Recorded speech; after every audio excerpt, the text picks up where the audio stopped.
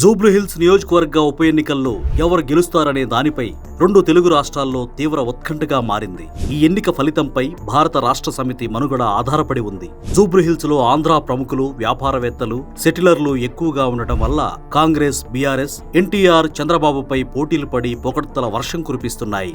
ఈ తరుణంలో మరణించిన జూబ్లీహిల్స్ ఎమ్మెల్యే గోపీనాథ్ తల్లి తాజాగా ఒక సంచలన ప్రకటన చేశారు. తన కొడుకు మరణం పట్ల కేటీఆర్ పై అనుమానం ఉందన్నారు. ఆసుపత్రిలో అప్పటి వరకు బాగున్న గోపీనాథ్ కేటీఆర్ వచ్చిన తర్వాత ఎందుకు చనిపోయాడనేది అతనే చెప్పాలంటూ ఆమె డిమాండ్ చేశారు. మాగంటి గోపీనాథ్ మరణించే వరకు ఎవరూ తనకు చెప్పలేదని, ఆయన మరణమే ఒక మిస్టరీ అని, కేటీఆర్ వల్లే అంతా జరిగిందనే విషయం కూడా తెలుసన్నారు. ఈ పరిణామాలకు కేటీఆర్ మాత్రం జవాబు చెప్పాల్సిందేనని గోపీనాథ్ తల్లి తేల్చి చెప్పారు. తన కుమారుడు ఆసుపత్రిలో 3 రోజులున్నా కన్న తల్లినైన తనను, కొడుకును చూడ్డానికి కూడా అనుమతి ఇవ్వలేదని, కానీ కేటీఆర్ ను మాత్రం ఐసీయూలోకి అనుమతించారన్నారు. కేటీఆర్ మాత్రం వస్తాడు వెళ్తాడు, వస్తాడు వెళ్తాడు అని చెప్పారు. ఒకసారి లిఫ్ట్ లో కేటీఆర్ వెళ్తుంటే 92 ఏళ్ల వయసులో పరిగెత్తుకుంటూ వెళ్లానని, ఆయనతో చెబితే ఏమీ మాట్లాడకుండా వెళ్లిపోయారంటూ కన్నీరు పెట్టుకున్నారు.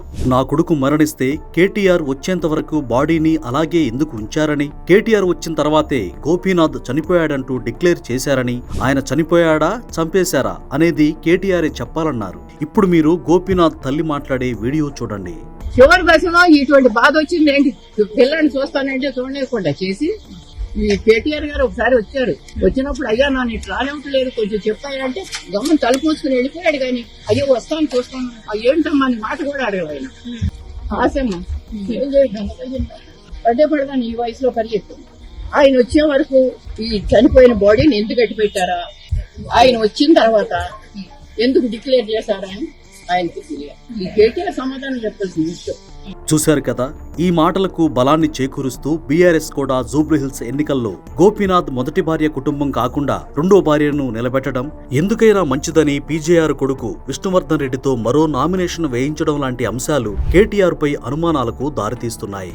ఎన్టీఆర్ పార్టీ పెట్టినప్పటి నుంచి 2014 వరకు టీడీపీలో ఉంటూ గెలుపొందుతూ వచ్చారు. రాష్ట్ర విభజన జరిగిన అనంతరం గత్యంతరం లేక బీఆర్ఎస్ లో చేరారు. సాధారణంగా ఉప ఎన్నికలన్నీ అధికార పార్టీకి అనుకూలంగా ఉంటాయి.